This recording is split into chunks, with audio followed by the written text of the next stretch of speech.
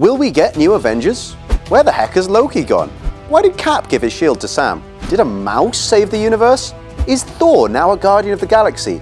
And just how old is Cap at the end of Endgame? Is it just me, or have all of these questions giving you a headache too? Even the Russos admit that not all of these questions are meant to have an answer. But as your ever-dedicated Marvel expert, I'm going to try and help you wrap your head around the most controversial and confusing questions left by Avengers Endgame. It's Peter here, and you're watching Awesome Movies. So, just how old is Cap at the end of Endgame?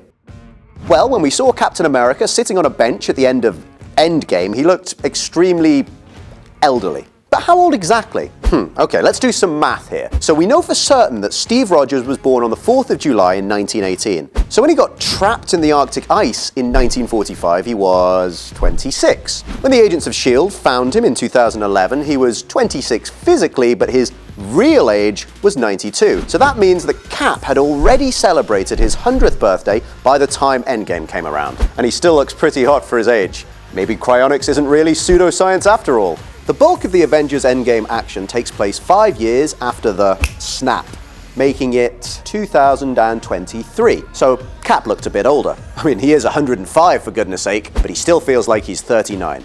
When Steve Rogers goes back in time to return the Infinity Stones and eventually stay there with his lady love, it's most likely that he decided to live in the year 1948 together with his soulmate Peggy Carter.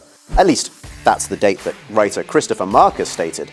Wow, that's crazy. It means that, wait a second, when Cap went back to Peggy, he was already 105, so when he meets Sam and Bucky on a bench in 2023, he was technically 180 years old. But no worries, don't forget that Cap's physical age is a bit less than that. He didn't feel a day older than 114. We still wonder, what was it that helped him retain his looks? Was it that Arctic freezing or the super soldier serum? And can I get some of that?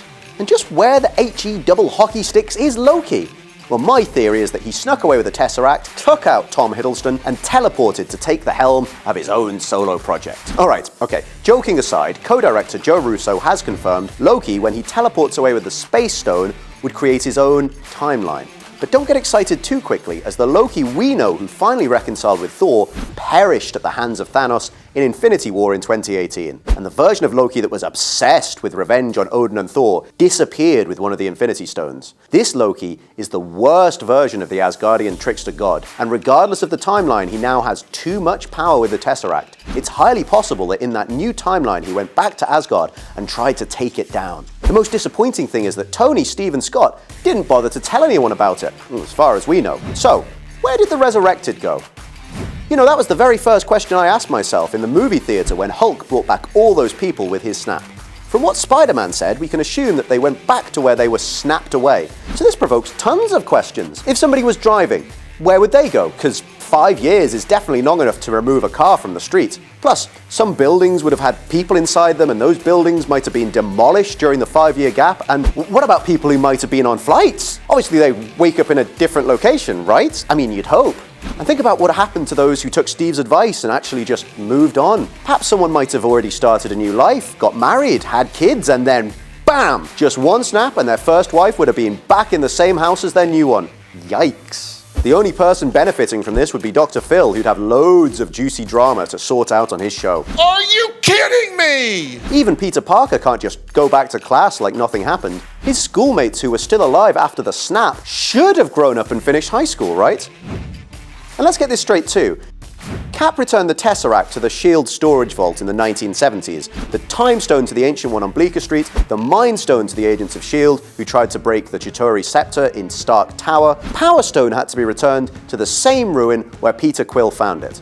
And Cap had to somehow get to Vormir and give the stone back to the Stonekeeper, who, in case you've forgotten, is Red Skull. Awkward. Well, even Joe Russo himself said that Cap and Red Skull most likely wouldn't get into a fight since it's not the same villain we saw in the first Avenger. Supposedly, he has a whole other essence and his memory could even have been wiped. But here's where some contradictions arise, since last year, after Infinity War, the Russo brothers tweeted something on the official Marvel page that said, Red Skull is free to leave Vormir, and he's also free to pursue his desire for an Infinity Stone. So, I guess they just settled their differences? And another thing, do you remember where Thor got the Reality Stone? So how is Steve gonna bring it back? Because he'd need to infect Jane with the ether. Seems like this part of Endgame gave us more questions than answers. Where did Gamora vanish to? Gamora is the 2014 version of herself in Endgame, when she was an assassin and fully supported her father Thanos. So she should have been gone after Tony's snap. On the one hand, after a sister talk from Nebula, Gamora took the Avengers side and fought against the army of Thanos. On the other hand, was that enough for the Gauntlet to decide on who was going to live and who would turn to dust? Unfortunately, the Russo's answer didn't provide much clarity. As Joe said, we don't know whether she was dusted or whether she survived. That's probably a question that Guardians 3 will answer. Am I the only one who thinks that they're trying to hint that Gamora will be back in the third installment of the Guardians of the Galaxy and we'll get to witness more of Peter Quill's awkward attempts to hit on Gamora? And how come Cap could lift Mjolnir? Before Steve Rogers, only 5 characters in the Marvel Universe managed to wield Thor's hammer. Thor, of course, his father Odin, his stepsister Hela, and Vision. And the 5th? Well, in Axis Comics, Red Skull replaced all the good guys with bad characters by changing their polarity. So the villains became superheroes, and vice versa. That was the only time when Loki was worthy to pick up Thor's hammer. So in Endgame, when Captain America was ready to protect the Earth from Thanos' whole army, he had already made amends with Tony, and he's the most humble Avenger, so the Star-Spangled Sentinel was deemed worthy. But here's the question. How was Cap able to summon lightning, since Thor is the Asgardian god of thunder? Well, maybe the answer lies in Odin's words in the first Thor movie. Whoever holds this hammer, if he be so worthy, shall possess the power of Thor. So a worthy wielder of Mjolnir can not only pick up the hammer, but also gets to control thunder and lightning. In fact, in one of the most recent interviews with the Russo brothers, they confirmed that Cap was actually worthy the whole time. And he just pretended that he wasn't able to lift the hammer at the party at Stark Tower, so that Thor wouldn't be offended. To me, that doesn't sound quite so convincing. What do you think? Why did Sam receive Cap's shield in the end instead of Bucky? Who else noticed that when Cap was on his way back to return the stones, Bucky's farewell sounded like he knew that Steve wasn't planning on coming back? Plus, Bucky is the one who pointed out old Steve and advised Sam to talk to him. The Russo brothers have confirmed that Bucky knew all about his friend's plans in advance. He also knew that Cap was going to make Sam his successor. In the comics, both characters temporarily replaced Steve as Captain America. Bucky inherited Steve's shield after Civil War, when Cap was shot on the courthouse steps, and Falkon tried on Cap's suit when Steve unexpectedly turned into a 90-year-old grandpa after the super soldier serum stopped working. There was a rumor in the fandom a while back about one of the two reprising the role of Cap, so Steve's choice wasn't that much of a surprise in the end. In the MCU, Bucky is still a dangerous criminal who escaped paying penance for his many crimes as the Winter Soldier. Many fans would consider it sacrilege if he wore Cap's suit. Still, if you're hoping to get a chance to see Bucky in the suit, both Sam and him will be back in the TV series Falcon and the Winter Soldier on Disney+. It's reported that the show will tell the story of Sam Wilson becoming Captain America. And how did Captain Marvel find Tony Stark?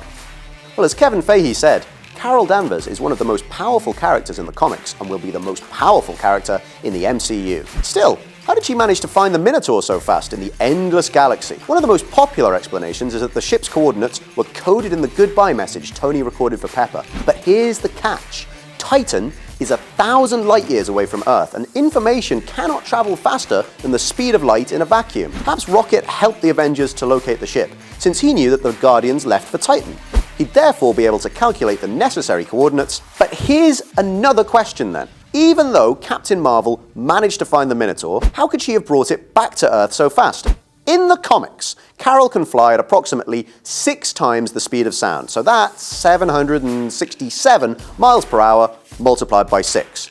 If we get it at a quick calculation, 1 light year equals 6 trillion miles. That means Carol would have to travel for 145 billion years for a one-way trip. I guess that the powers that Captain Marvel possesses in the MCU are much greater than in the comics. Will there be new Avengers?